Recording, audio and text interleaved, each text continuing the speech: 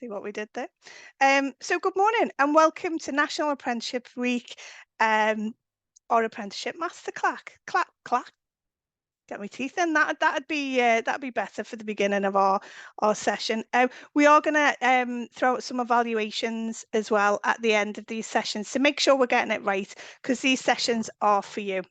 I'm going to give you a little bit of background on apprenticeships and technical education from a wider perspective of what's going on in the arena as a kickoff for today. We've got Joe Keegan from the Combined Authority, who's going to be talking about apprenticeships in general. Thanks for waving, Joe. And the Apprenticeship Levy. Then we've got lovely Matt from Kimpton, who's going to be talking about apprentices in business. And then I'll finish off just with a little case study. We couldn't get Ellen to come along today, but I'm going to kind of speak about Ellen's story. So without further ado, if you didn't know who I am, you should all know who I am by now. I'm all about futures, Michelle Dow. We have been doing these sessions for nearly 18 months now on behalf of the Careers Hub, and the feedback seems to be good. So keep telling us how we're doing. I think it's really, really important. We couldn't not do an apprenticeship theme on National Apprenticeship Week. I've done lots of talking to young people this week, and I've definitely not got me teeth incorrect. I wanted to kind of focus on something that was started around 18 months ago, and I know Jill's in the chat. So if I'm missing anything here, Jill, please feel free to jump in the chat, or even jump in whilst I'm talking. About 18 months ago, maybe 12 months ago, the Careers and Enterprise Company started putting together a piece of work around this conditions for transition paper. Now, I've popped the link to this because actually it's a great paper that I think gives a really good understanding of what's going on with apprenticeships and technical education across the country. I'm going to summarise a little bit with some of the key findings, but it's definitely worth a read. So what happened with ATE, as it's commonly been bandied about, and some of you on the call might have been involved, is each career hub across the country came together to look at issues and barriers around progression into apprenticeships and technical education, and what prevents young people from taking up these routes. And we got lots and lots of different answers across the country, but there were some common key findings. Now, I'm just going to give you a second to read this, because this has come out of the executive summary word for word. There was a consensus across the country, and I'm sure if you were sitting there going, yeah, we kind of know this, and we talk about this quite a lot, that employees have a need for skilled labour. We know this. So this was the largest factor. This was the largest finding. But for a range of reasons, employers find time, complexity, understanding. This need was not matched by employers' willingness to offer opportunity. So this kind of both sides of the coin was a little bit like employers have got the need for skilled labour, but sometimes the opportunity is not over there. So young people were saying the barriers, the transition onto ATE pathways was sometimes that there's not the opportunity there, and that's for multiple different reasons. We were involved within the ATE sessions, and none of this is simple. There's so many complexities around skills and skills pathways. Young people, so the kind of flip side was young people generally understood apprenticeships, or said they understood apprenticeships, because that's kind of a different matter as well. And to a lesser extent, the other technical pathways. I think the word apprenticeships has gone around for long enough now, and I think there is even a perceived understanding of what an apprenticeship, but like a lesser extent to the other kind of technical pathways. But it's not matched by the take up. So they might know about it, but just because they know about it doesn't mean that they're going to do it. And some of the hurdles that I've kind of listed there out of the key findings. So they're not finding local opportunities, and that might be because they're finding the travel difficult to go from one side of the Liverpool City region to the other. If you're 16 and you can't drive, it is going to be a barrier. Influence of parents and teachers, and understanding about apprenticeships, degree apprenticeships, T levels might not be there. So, you know, young people are put off. Specific requirements, so they might not hit the requirements that an employer is asking for. A fear of kind of saying, right, okay, I'm going to go down a specialized path, as opposed to, like, you know, crane driver is very specialized. You know, that might shut doors to other pathways. The length and timing. I've got a daughter in year 11 at the moment, and obviously, if you're applying for apprenticeships in year 11, you need to be looking now, and we need to be getting that information out there for September starts. Really, really interesting, the last point. Intent can be transient and erodes over time. So there might be young people that kind of get excited about apprenticeships or technical pathways, but because they don't do nothing about it, or because they're not supported, or because they don't find out further information, that kind of goes like, oh, I'll just go and do A levels, or I'll just go and go to college, and then that kind of intent goes away. The other thing that came out was that there are effective programs. I must admit, we do say this all the time. Sometimes you almost don't realise what's out there to support employees in educational institutions. I'm finding that in the Liverpool City region, obviously we wanted to highlight the joined upness between the careers hubs and the kind of support network, that there are lots and lots of opportunities for collaboration and coordination. Again, our employers network, we were saying earlier, we're really close to having 200 people on our employers network. We're just short, and even if you don't come to all the quarterly meetings or all the masterclasses, all of the recordings get sent out with the slides, and then there's an opportunity to kind of go through, follow up or whatnot. So I went down a really dark hole this morning of Spider-Man memes. Right. Who's responsible? Who's responsible for our young people? Who's responsible for illuminating pathways to apprenticeships and technical education? And this Spider-Man meme kind of came up for me. In the executive summary of that report, and I'm just going to read it so I get it right. It says, what prevents young people from taking up apprenticeships and technical vocational pathways? You do get many different answers. If you speak to a room of employers, they might say young people don't have the skills that they need. If you speak to young people, they might say that the opportunities are not there. And these things might be true, or they might once have been true, or that might just feel like the right answer and act as a kind of shorthand for the complex interplay of different things. And I think the key there is it's complex. It's not simple. And then the kind of caveat to that was, when employers and educators have a shared understanding about how they can work together to improve transitions for young people, there's a real impact. And I think everybody might be sitting there going, oh, we know that. We know that. You know, we've been talking about this for a long time. But our goal, and the goal of many in the system, is to make sure the pathways are smooth for young people, to make sure that apprenticeships, technical education is understood across our region. Now, coming out of that report, I'll lose the Spider-Man for a bit.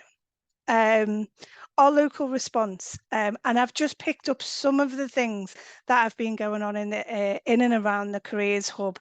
And Jill, I couldn't fit everything in, so I've just highlighted a few things from the report. So as a response to the report, we were saying in the Liverpool City region, we're doing our masterclasses with employers, and the stuff that's come out of the masterclasses and the stuff that's come out of the employees network has been an increase in employees getting involved in Give an Hour, employers getting involved as enterprise advisors.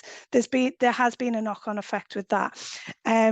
If you were around at the LCIP event, which was organised by the Chambers in January, that was a really great opportunity for a lot of people in the room to kind of voice their opinion about ATA, and it was really important that the Careers Hub that obviously sits at the heart of the Liverpool City region, we were able to give our voice to that as well. Some really specific examples, obviously we've been talking about the Game Changers program, and that is exploding this year. There's going to be an experience of the workplace session for them, so we're going to get 400 young people 16 and above to have an experience of a career in the games industry. Parent sessions, we're talking about influences around what our young people are thinking about and their pathways. We've done lots of parent sessions and they've been really successful, and hopefully there's more to come. The NHS work experience, which has been over 5 days, has been absolutely brilliantly well received, and that's going to happen again this year. Other local responses going into our schools and colleges, because again, what I want you to kind of take away from this, I'd love everybody to read that report, and I think Jill's got another summary as well from a local level. But actually there's already responses on a local level that's already happening. We've got an independent training providers community of practice going on. The ASK programme, if you don't know about that, Apprenticeship Support and Knowledge, is feeding in to the strategic view of what's happening to the Liverpool City region. So the ASK programme goes and talks to Key Stage 4 young people, so year 10, age 15 and above, around pathways, around T-levels, around apprenticeships, how to apply and all that kind of stuff. There's a further education community of practice delivery plan with targeted student cohorts. There's an alternative provision plan, and again on the horizon we're hopefully looking at doing some CPD for teachers and maybe parents around the growth sectors. And I suppose my call to that is, you know, I'd love you guys as employers to be getting involved in that. So again, I went down a really dark hole. If you're not a Marvel fan and you don't know Spider-Man, some of these pictures might be like, what on earth is she talking about? I think my summary on the beginning of this is when it comes to ATA pathways, who is responsible? In my head, I was like, with great power comes great responsibility, and we've all got we need to I need to drop the mic and just close the session now, don't I? With great power comes great responsibility. We've all got a part to play in this as employers, as educators, whether we're in local authority, and Spider-Man in the new multiverse looks very different. There's a Spider Pig. Again, other Marvel and superhero programs are available. But my point is that we have all got a part to play in the pathway for our young people to make sure they understand that apprenticeships and technical education are a valid, rewarding route in our Liverpool City region. So, passing on my great power and great responsibility, I'm going over to you, Joe, to talk about apprenticeships and the apprentice levy in the city region. Over to you. Morning. Thanks, Michelle. I have to say that was marvellous. There you go. There's the pun of the day gone in. Yeah, my name's Joe Keegan. I'm the employer brokerage manager at the Combined Authority, and I'm going to talk to you a bit about what we do within the brokerage team and how we support employers in relation to apprenticeships and other bits of funding as well. And somebody's going to move the slides on for me, are they? Hopefully. Yep. Can I do that myself? Yes, you can. Oh, brilliant. Yeah, that I can do that. I can just about manage it. So that's me. Okay. Number of employees across the city region. So just to explain a bit about the city region, most people will know this. 6 local authorities, about 1.6 million residents. You can see there the map of the different local authority areas. So Sefton, Wirral, Liverpool, Knowsley, St Helens and Halton. You'll see that we've probably a surprising figure really. 99% of employees in the city region are SMEs or smaller. so micro businesses. So I was at an event yesterday. Obviously, there's lots of events happening this week, National Apprenticeship Week. There was a Mersey Maritime Apprenticeship meeting yesterday, an event, and I was on the panel there. You know, there were the likes of Peel Ports there, a big organisation, a big employer.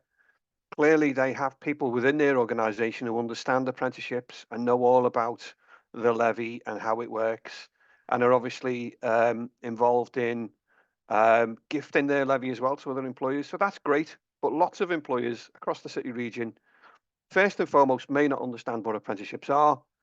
And then secondly, may not understand the opportunities that they can have to be bringing in apprentices and what it means in terms of funding and commitments and all of those things. So that's what the brokerage team does. So we're working with, you know, lots of employers across the city region, not just in terms of apprenticeships, but other funding routes. And I'll talk a bit about levy payers and the 400 approximately that we've got across the city region a bit later on. Okay, so the Skills Brokerage Service provides free impartial advice and guidance really and support to employers. And what we're trying to be is a single gateway. So clearly you've got lots of providers. You know, you've got your colleges, universities, your training providers, your private training providers who are delivering apprenticeships. Now, clearly they'll provide advice and support to employers. I've worked, coming from the other side of things, I've worked for a college, I've worked for a private training provider, and obviously there's a need to try and engage with employers to try and bring in the business to that organisation. Someone's put a comment, Claire from Peel Ports, I couldn't make yesterday. Oh, sorry, Claire. I did speak to Rachel. I'm connecting with her. So clearly there's an opportunity for us to have a conversation with employers on an impartial basis. Okay, we're not a training provider. We're effectively civil service. We're working with employers to make sure they get the best deal effectively. So, you know, how do they get access to funding? What are the pitfalls? What hoops do they need to jump through? How can we progress them through? You know, what are the next steps and all that sort of thing? In the past 6 years since I've been at the Combined Authority, we've worked with about 3,500 employers who've accessed grant funding. So you may remember things like Skills for Growth, and more recently Be More, which had a pot of money for employers. We've created over 1,000 apprenticeships. So that's really working with employers who don't really understand what apprenticeships are and trying to move them through the process of either recruiting an apprentice or moving an existing member of staff onto an apprenticeship. And clearly we're looking at funding support that we've had and funding support that is coming in the future. So, you know, you've heard of ESF, and it was great to have at the time. There was lots of money that was available, now not available, obviously. As we move into UK Shared Prosperity Fund, it's about 35% of what we've ever had under ESF. So there's a lot less money to get hold of. You've probably heard of AEB, or Adult Education Budget, which is available to anyone who's 19 plus across the city region. So, you know, that's what we call learner-led. It's not employer-led. So it's about an individual taking themselves to a course or a qualification that would enable them to move through into a, you know, help them build their career, I suppose. And then we've got skills boot camps. We started off with about £1 million of skills boot camps about 4 years ago. We then picked up about £8.1 million worth of funding, and now we've got about £11 million worth of funding through skills boot camps. So, you know, that's significant. AEB is about 56 million. Nationally with apprenticeships, obviously there's a lot of money there, and there's about 4 billion it's suggested will be returned to Treasury from levy pots of unspent levy this year. So we know that there's potentially tens, maybe hundreds of millions of pounds flowing out of the city region and go into Treasury to be used on, hopefully, apprenticeships for non-levy, but who knows what it's being used on. So we want to keep that money in the city region as best we can, and I'll talk a bit about that. Okay, without, I'm sure, teaching me granny to suck eggs on this one, but, you know, in terms of apprenticeships, what are they? We talk to employers about this. And bear in mind that some employers are at all different levels in terms of understanding what apprenticeships are. So it's a genuine job, paid employment, practical training and study. It's open to everybody from 16 plus. In fact, I had a question yesterday from a guy, I'll say he's an older guy, he was asking me, you know, if he was looking to do an apprenticeship in his 50s, are there any restrictions around that because of his age? Now, clearly, people don't understand, certain people don't understand the intricacies and the detail around apprenticeships and funding. So that's a perfectly valid question. But obviously there aren't any, if you like, pitfalls to being an older apprentice. It's available for anyone 16 plus from a funding perspective. It's a great tool for workforce development. It's 100% government funded who are going through the levy process. It's available from level 2 up to level 7. I think Terry Weston from the Engineering College, who's the chief exec, was talking yesterday about how we'd done an MBA as an apprenticeship. And, it was an MBA that he came out with, but it was a senior leader level 7 apprenticeship, okay, which was, if not fully funded through levy, it was quite heavily funded at 95%. So that's a qualification, an MBA that you'd usually pay anywhere between £14,000 to £21,000 for. And he will have got that for probably, let's say, fully funded, not free, or significantly less than £14,000, probably paying 5% towards the cost there. So there's opportunities there up to level 7, master's degree level, and we've seen quite a significant take up of senior leaders across the city region picking up on that type of apprenticeship.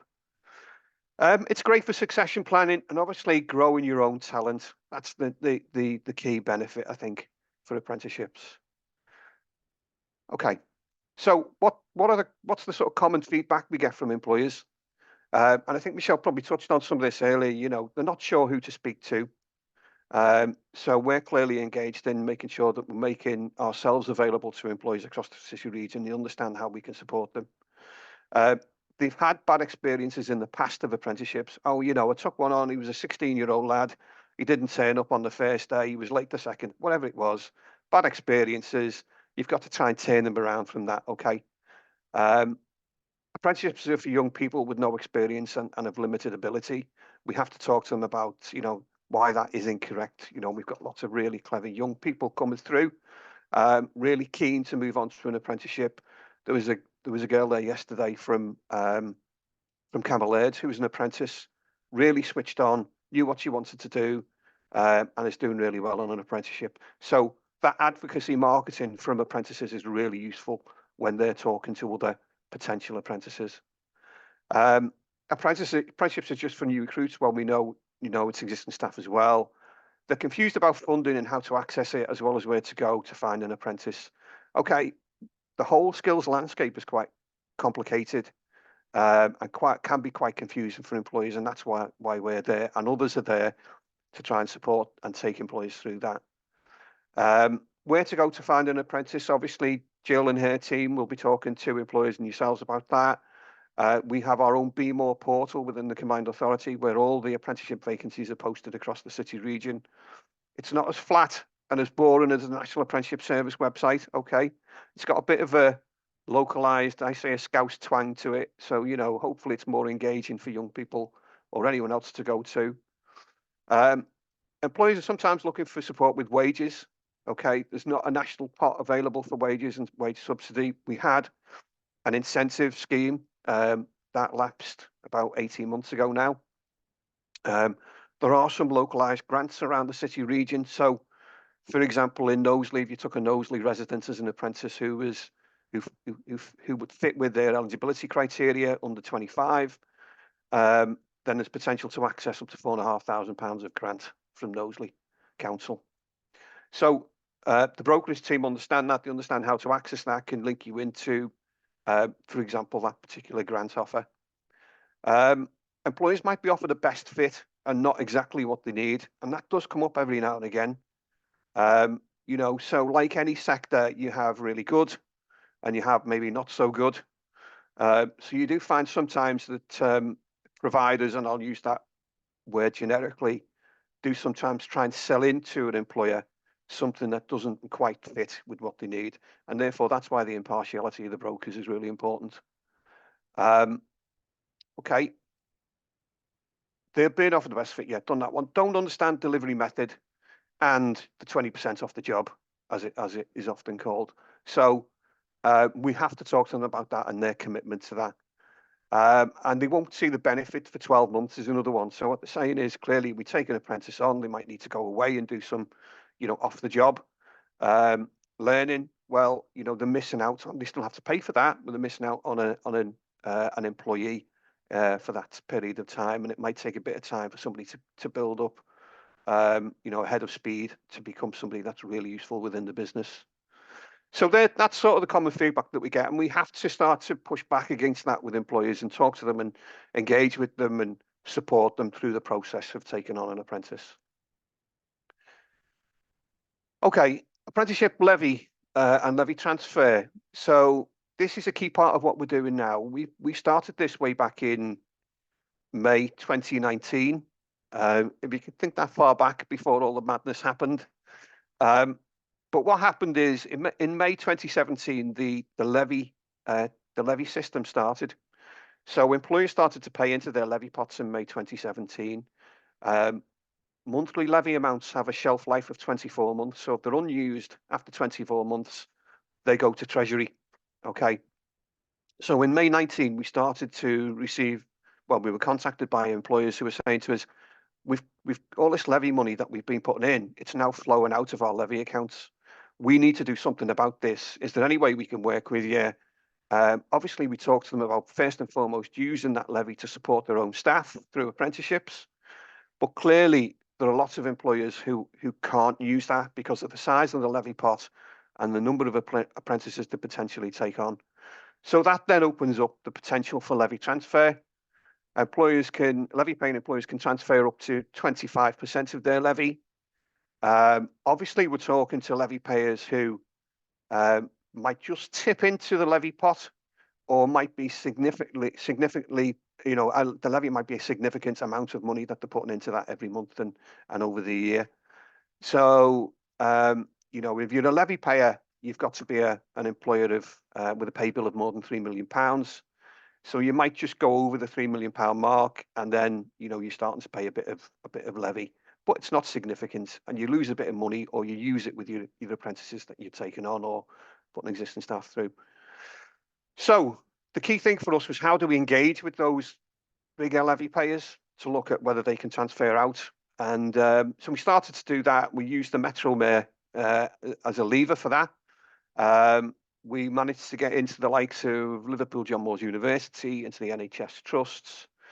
We're working with Liverpool Football Club, and we started to build a head of steam about, the work that we're doing and how it's really, really helping the city region. About how the fact that obviously if those employers don't use the levy, they'll lose it. So, let's keep it, as I keep saying, in the city region. So we're now at a point where we've facilitated just under £4 million worth of levy. If you look at the average return on investment for apprenticeships for every pound spent, it's £26 for level 2, £28 for level 3. You take an average of that and you multiply it by 3.85 million, you get an ROI of 104 million. That's a bit of the salesman and me talking there, okay, when I'm selling it internally as well about the work that we do. But it is really good. So it's 833 apprenticeship starts as we're talking. It goes up every day. It changes every day. We're having constant conversations with employers. In fact, we just had one approved this morning, so that's going to go up. We're working with 17 levy payers, and I'll show you the types of organisations we're working with. And we've had 94 receiving organisations. So you'll see, 94 businesses have benefited currently, 833 apprenticeships through that, and just under 4 million. Okay. So to give you a feel for who we're working with, great to be working with some of the local businesses like QVC and Matalan, okay, that are now obviously national. So they're Knowsley businesses. But also you can see that we're working with the NHS trusts, and it's a crying shame really that public sector are having to pay back to Treasury the money that they've been bringing in. So it's it's really important for NHS that they do spend that within their local community. And all of these levy payers have their own criteria about who they will want to gift to, So I think I've got Eon on there, and Eon are really keen, for example, to work with employers who are looking to recruit women into STEM subjects. So that's really important for them. So any opportunity we get for anyone looking to pick up levy transfer, you know, and it's a STEM subject and it's female, then we'll obviously push TUI on. Alder Hay, you know, they're working with the Alder Hay Children's Charity. They're working with other early years organisations. So there's a nice neat fit there. The new ones for us are the likes of Airbus. Have I put Airbus on that? I have. Airbus and TUI. So, you know, they're big organisations. In fact, Airbus have just agreed with about 8 different receiving organisations, just over £250,000 worth of levy transfer. So that's been significant. TUI are just starting off with us. They're just getting a feel for how we work. They've put a couple of levy transfers through, but only small numbers. But obviously they'll have a massive levy pot nationally. And then Liverpool Football Club, really cautious about, you know, things like talking about the fact that we're in partnership with them. We don't like the word partnership because they've got lots of commercial partners that work with them, and they might be a little bit sensitive about that. But we're working with them to really look at how they're utilising their levy pot. Obviously, they've got a massive wage bill, so it's clearly with having a massive wage bill, they're going to have a big levy pot. And it's trying to get them to use that levy as best we can. They have started to use that. They started to look initially at L4 and L5. And Kirby as an area that they wanted to work in because that's where they're based. But now we're broadening that, so, you know, opportunity to work more with them.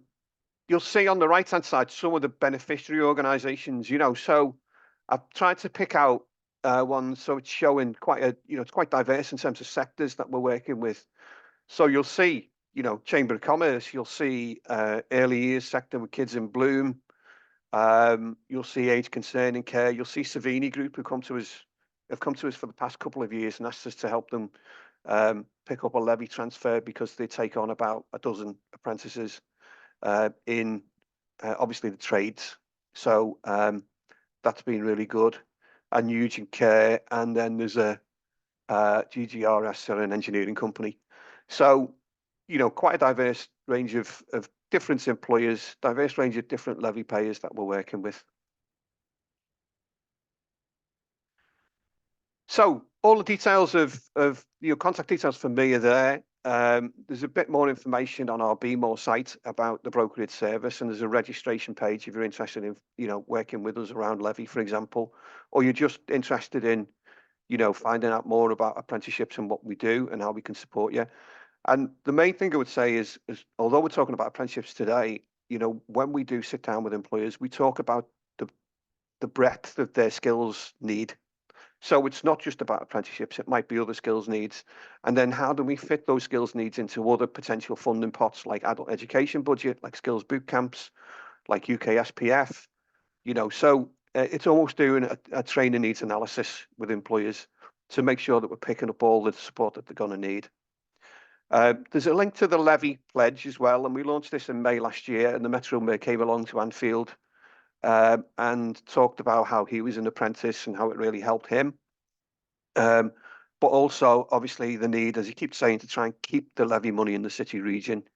He's constantly asking government to give us back the levy money that's flowing out the city region. Maybe, I don't know, it's because they're a Tory government and he's an ex-Labour MP. I don't know, it's probably more than that, but they're not keen on that. I'll probably say if rather than when the Labour Party gets into power. They're planning on doing things slightly differently with the levy and opening it up a little bit more to just apprenticeships. So, you know, things may change in the next 18 months. We'll see what happens. But at the moment, we've got to work with what we've got. We've got to make sure that we are utilising all of the levy and it's not going back to Treasury and being used in other areas of the country. So I'll shut up there. Probably lots of information to throw at you. You'll get the slides, you'll get the links, and then more than happy to have a conversation after today.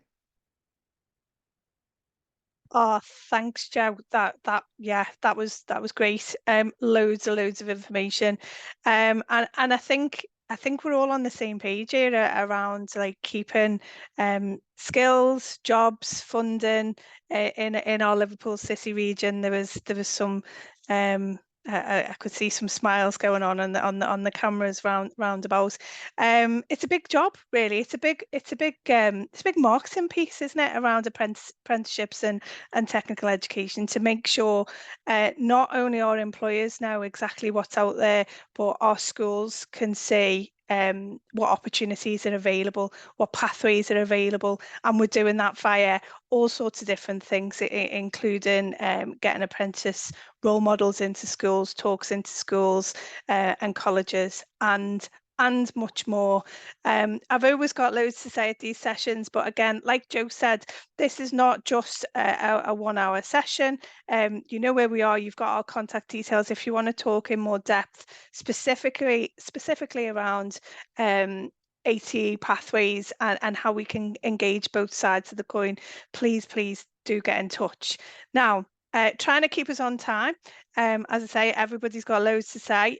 Matt, I'm going to give you 12 minutes tops. Oh, fortunately, I can talk fast. Hi, everybody. I'm Matt from Kimpton. I thought I'll quickly whiz through some of the kind of projects that we do. We are on the front line to net zero, if you like, and we are the green jobs that are being created by all the rush to decarbonise the buildings that we work in and operate in. You probably haven't heard of us unless you've used us before, but we've been around for 60 years now. We're basically we're commercial plumbers and commercial electricians, so we do very big plumbing projects and very big electrical projects, and we look after heating and ventilation systems and air conditioning systems and that kind of thing. So we've done things like we put in all the heating and plumbing in Lipper when that was created for Paul McCartney. We looked after the building for 28 years. We deliver the hard FM contracts, so we look after everything inside the M&S Bank Arena and where we just had Eurovision, obviously, and we put in all the water and pipe gas network in at Liverpool 1 when that was built. So you might not have heard of us, but we've been sort of putting in M&E infrastructure and looking after HVAC equipment in around the city region for 60 years. We work across a huge variety of sectors. For some of the region's largest employers. So we're putting in water pipes for Ford. We've been putting in heat pumps for Walker's Crisps, and we look after a lot of colleges and universities and NHS trusts and that kind of thing. So I'll quickly run through this is the way the company's structured. So we've got M&E projects, FM and maintenance, basically, of that kind of thing. We do full commercial fit out, and then we do a lot of work in residential, which again is driving an awful lot of growth. We've been in and around the renewable sector for a long time. Like I said, we installed heat pumps first back in 1970s for Walker's Crisps and Golden Wonder, as it was then. They wanted to make their potatoes last longer in the stores, because the price of potatoes gets very expensive, very cheap when they come out of the ground, very expensive the longer you have to store them. They wanted to make them last a long time. So we used heat pumps in their huge potato stores to control the environment in there and make the potatoes last longer. We put in the very first transpired solar collectors for Tata Steel back in 2014. It's a passive technology which I can bore you to death with if you're interested afterwards. And we put in the very first open water source heat pump done in open sea. That was done for the National Trust up in Anglesey at Plasnowith. This is some of the projects we're involved in. You'll see in and around the northwest now. We've got a huge amount of regeneration work going on, an awful lot of larger residential buildings going on. This is a build to rent scheme in Cardiff that we're about to do. There's no gas anywhere, sorry Michelle, anywhere in this development. It's all heat pumps now. It's all sustainable. You can see you've got sort of green roofs and gardens and everything in there, but that's the kind of work that we're doing all over the UK now. Like I said, all the hot water is done. This one is all centralized heat pumps in every apartment, but we're also seeing an electric heating. So it's all zero carbon throughout the building. There's rainwater collection and all sorts. Student accommodation, we've done a lot of the student accommodation buildings in and around the purpose-built ones in and around Liverpool for the University of Liverpool and Liverpool John Moores. This is one we're currently doing up in Leeds at the moment. Again, this is all heat pumps. This is centralized hot water, so we have huge heat pumps on the roof and they create all the hot water in the building, and again back to electric heating. So no gas in any of those. We also do a lot of EPC improvements. So we're currently working for the Home Office, office and the owners of the Capitol building on the Strand. And we're carrying out full commercial fit up. We're upgrading all heating systems to much more efficient heating systems and trying to basically just improve the EPC rating of the building. We've got to get to EPC rating of B by 2030 in all commercial buildings. So every landlord, every commercial landlord across the UK now is having to put together a programme of measures to bring those buildings up to standard and make them more energy efficient to meet the new regulations. This is a job we're doing for Merseycare. We're decarbonising the whole of their estate at Rathbone Hospital across 4 sites. That's ripping out all the gas boilers and replacing them with heat pumps. So the electrical supplies have to be uprated because you're drawing a lot more electricity to move from electrical heating rather than gas heating. So again, huge amounts of work there into the infrastructure. This is a smaller project we've just done in the Liver building. So as their gas-fired water heaters have come to the end of the life, we've replaced them with electric. So again, you're altering the infrastructure, replacing something using carbon to an electrical system that doesn't, and again, getting rid of gas. Gas still has got a place. This is a huge scheme we've just done in London, and we just replaced the old aging gas boilers with very high efficiency ones. So that was £1 million to replace the boilers in that huge building there. But again, that saved them about that's given them about 20% energy efficiency. Solar panels are a massive part of the mix now when you're looking at renewable technologies. Because of the energy crisis, the payback has halved. So instead of having to wait to get your money back for what you spend on putting them in for over 8 years, it's now sometimes at one time we saw it in less than 3. And it's now running at about 3.5 year payback. If you've got a building like a factory, or in this case an office block that uses electricity during daylight hours, it's absolute no-brainer. They pay for themselves really quickly. So again, that's the kind of work that we're doing.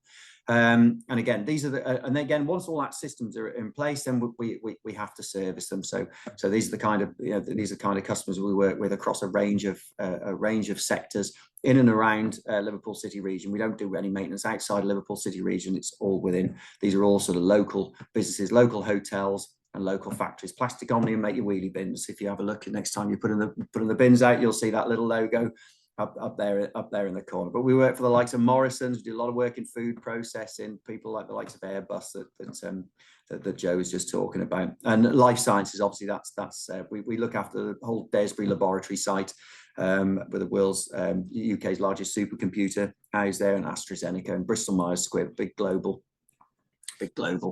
pharmaceuticals. One of the reasons that we've always invested in apprenticeships, we've had apprentices in our business now ever since we started. We think we brought in over about 100 apprentices through. That's getting more and more as the company grows, and we grew last year an awful lot because of those kind of projects, and decarbonisation is driving a lot of work, like I said, in the residential sector that we work in. That's driving a lot of work. So our turnover grew from 14 million to 25 million last year. So obviously that was a lot of hard graft for everybody, but we've had to bring in a lot of people and new people, and also look at our recruitment strategy and our apprenticeship strategy and see if that's fit for purpose, and that's going to bring enough talent through, because everybody in our industry at the moment is fighting for the best talent. We're not training enough engineers. We're not encouraging enough young people to be engineers. And the problem we've got is a legacy problem. We've been very bad in construction at diversifying our industry. We've been very pale, male and stale. We've typically, our education system has just sent sometimes the naughty boys into construction. Well, you're not going to pass your exams, but you'll make a living on a building site. So what we've ended up with is this aging workforce that's not very diverse, and we've got a real skills shortage that we need to work on, and the demographic trend is, like I said, is a real challenge, and 35% of our workforce is over 50. So so apprentices are a massive part of the solution for us to do that. So one of the things we're trying to do, along with a lot of construction companies now, is bring more women into the industry. It's not been a very attractive industry, and what construction has found is it's not been quite as easy to say, sorry, sorry about the last 100 years, girls, but we'd really like you to come and work for us now, because we've got an acute skills shortage. What we're doing to address that is working with the Careers Hub to go into schools and talk to girls about careers in engineering, and just explain to them that it is a great career. Talking to them about some of the preconceptions. When Grace has gone into schools before now and spoke to 14-year-old girls, one of the first things she gets asked is, what's it like working in an office full of men? Is it sexist? And things like that. So we've got a lot of work to do to try and encourage more girls to think about engineering, and to think about construction in particular as a career.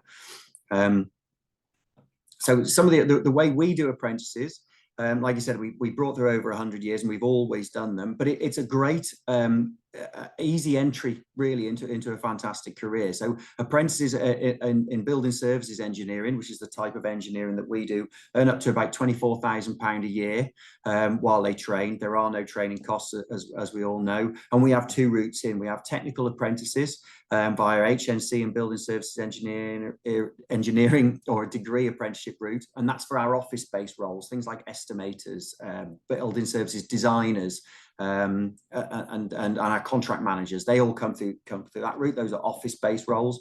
And then we have our craft apprentices, traditional routes into the jobs out on site, the jobs on the tools, if you like, which is the traditional apprenticeship at a local college.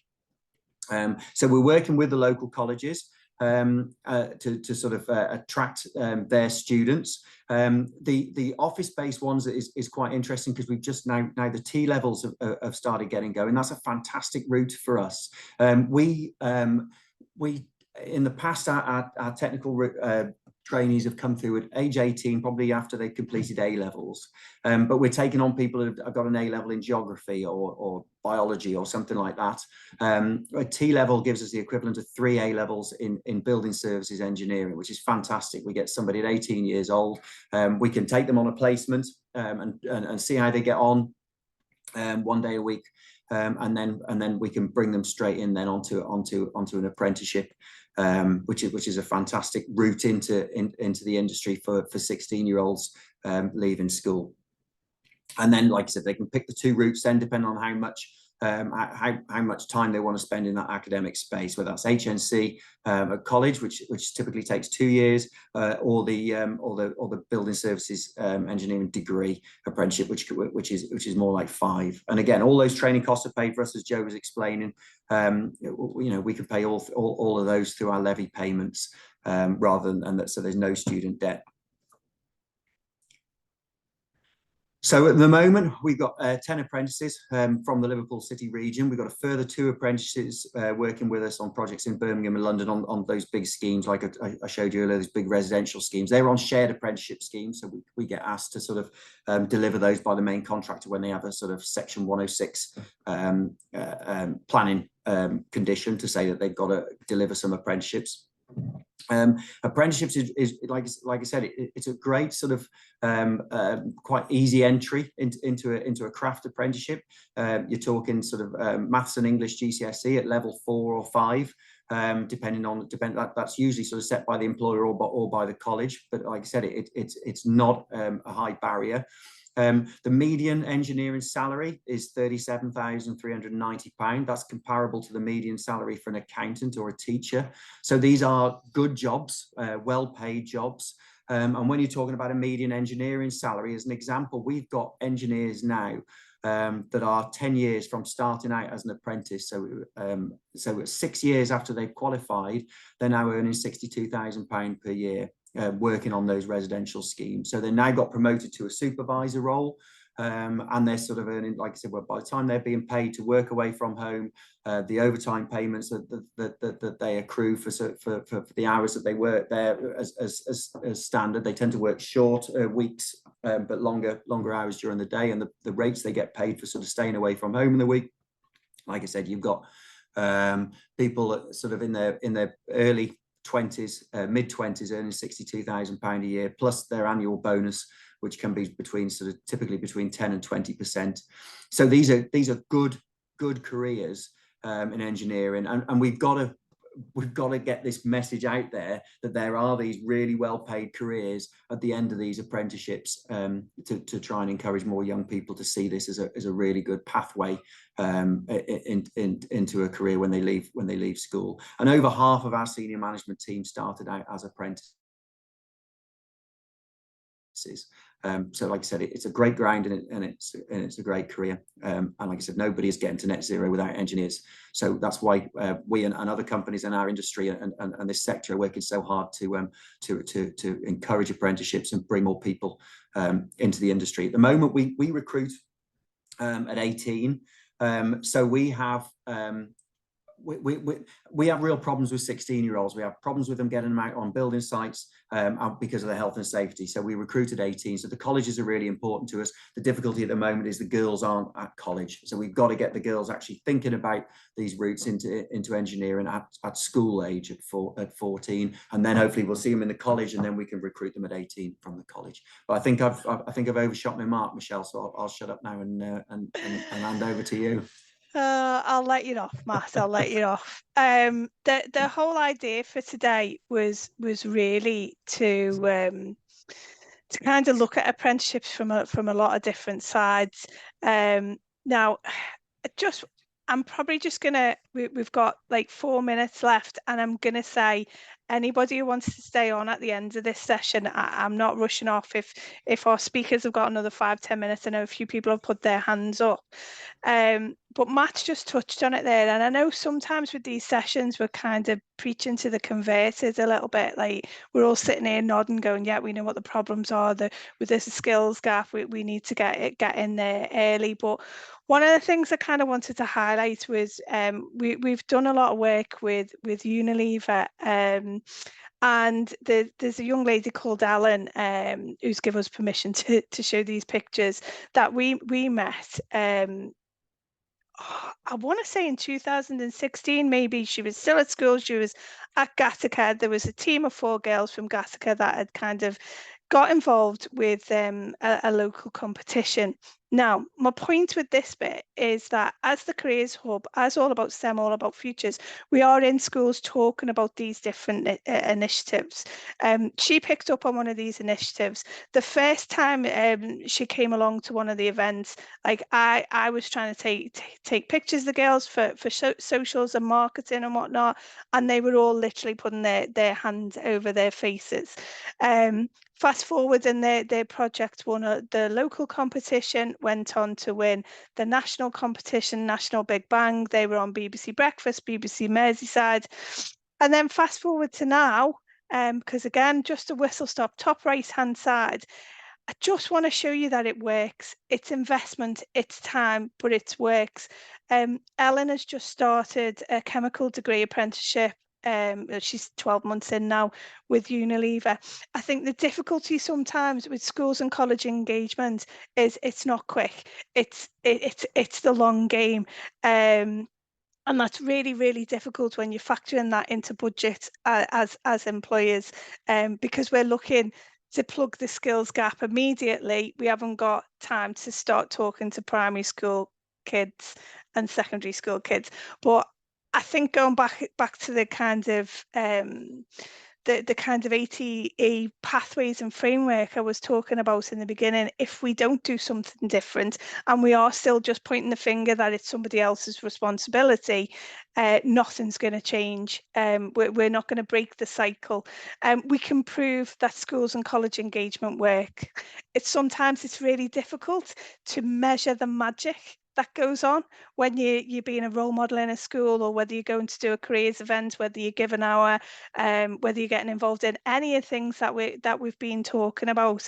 It's difficult to get that tangible social value of measurement from engaging and exciting people, young people, to actually somebody getting a role in your company.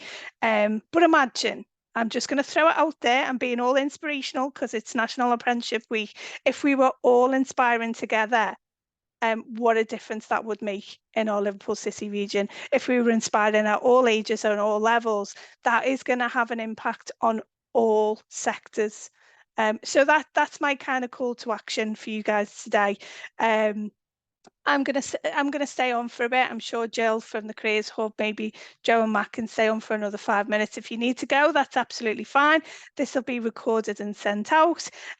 We will stop the recording now. We've got another meeting. Get it in your diary. Well, it should be already in your diary. Quarterly meeting, 7th of March.